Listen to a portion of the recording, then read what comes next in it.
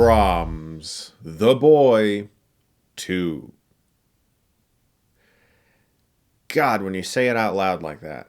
This film picks up with a new family that has fled from a traumatic event, a burglary that led to an assault. They're staying far away from the city temporarily at a house, and their young boy, who no longer speaks after said attack, digs up the porcelain doll named Brahms. And soon after, a lot of terrible things start to happen to this family as the kid becomes obsessed with the doll. The first film was made for $10 million.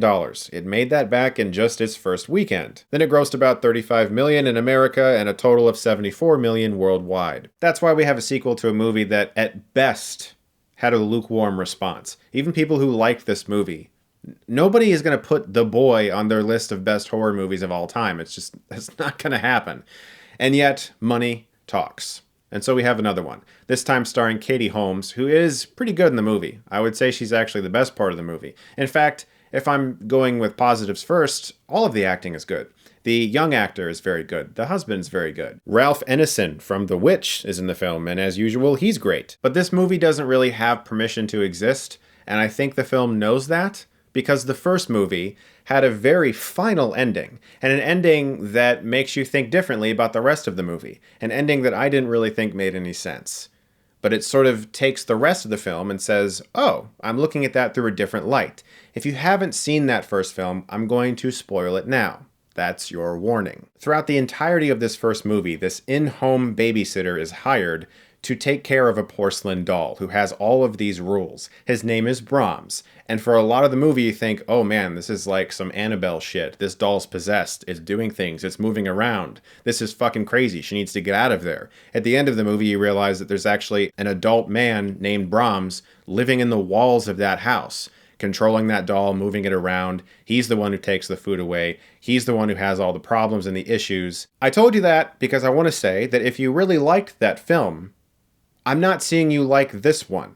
Because this movie takes Brahms, and within the first 25 minutes, you see the doll fucking move. His eyes move. It happens a lot. And there's nobody around. You know that they are now retconning most of that ending and saying, actually, no, the doll is possessed. And so for most of this movie, you're aware that this doll is now this entity that's controlling this kid or influencing this kid. So if you really liked the first film, I'm not seeing this sequel do anything for you either. But the majority of people felt the movie was kind of bad. So who is this movie for? It's not for fans of the first one because it's kind of pretending like that didn't even happen. And similar to the first one, this film also has a third act reveal of sorts that makes you think differently about everything that's ever happened in both of these movies, which also makes the first film make even less sense, which is weird to me. Because oftentimes when you have a horror movie that is moderately successful, like the first one, studios go, oh shit, we could maybe have a franchise on our hands.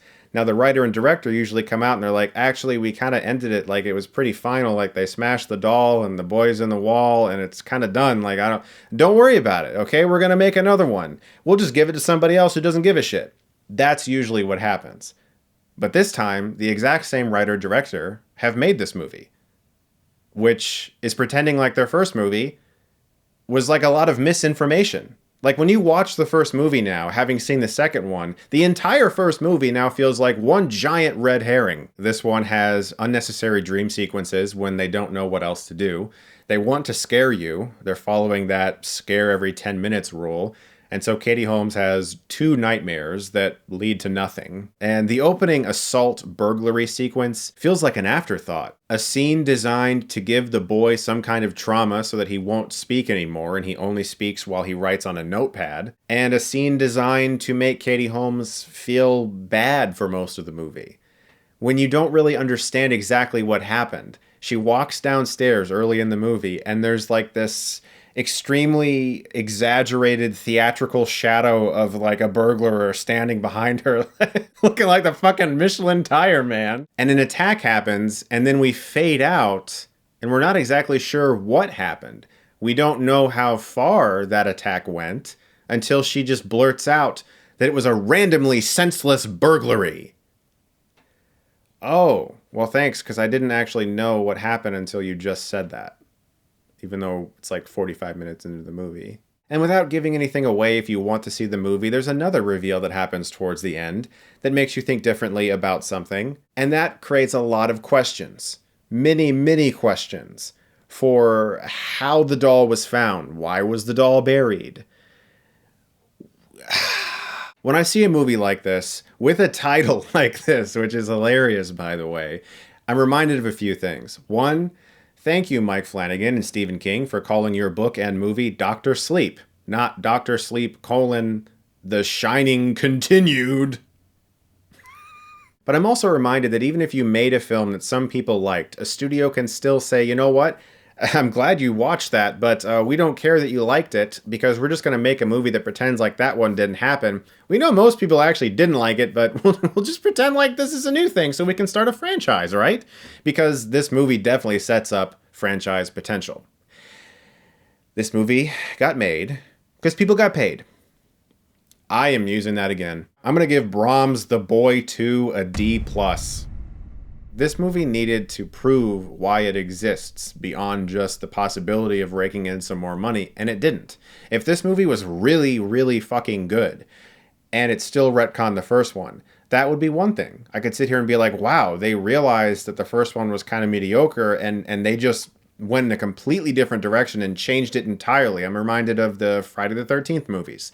They did that a lot with Jason. The first few movies kind of figured out what it was, you know?